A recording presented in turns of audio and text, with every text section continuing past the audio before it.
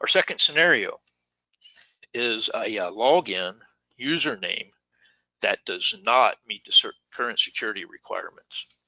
In this particular case, this username includes the @ symbol, and that's one that is not allowed to be used anymore.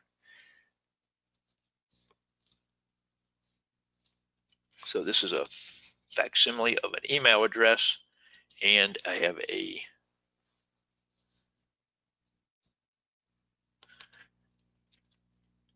password to put in with that, and we're going to select login.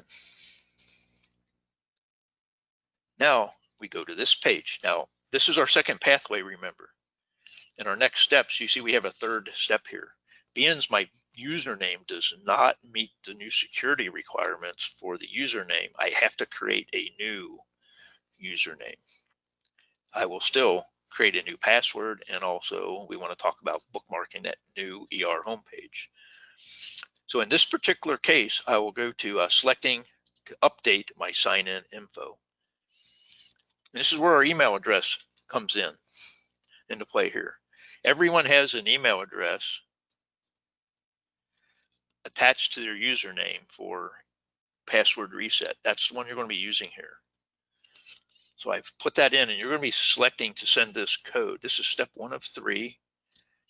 Now when that code gets to me via email, and it just may take a second for my computer to see that, which it's already done, we enter that verification code on this page. It's like that, and I can select verify the code. If there's been some kind of issue, I can select send a new code, and it will send me a new code for this verification process. So we've passed that step, and we can update our sign-in information. So I will create a new username and a password associated with that username. And we will create that user identity. Now over here on the right, we've got some username requirements we want to talk about here. Our username cannot contain certain special characters, and you can see leading that row is the @ symbol. So if you're using previously an email address as your username, you will have to change it and go through this process that we're illustrating right now. Also, that username cannot begin with a period. You can use a period in your username, but it cannot be the first character.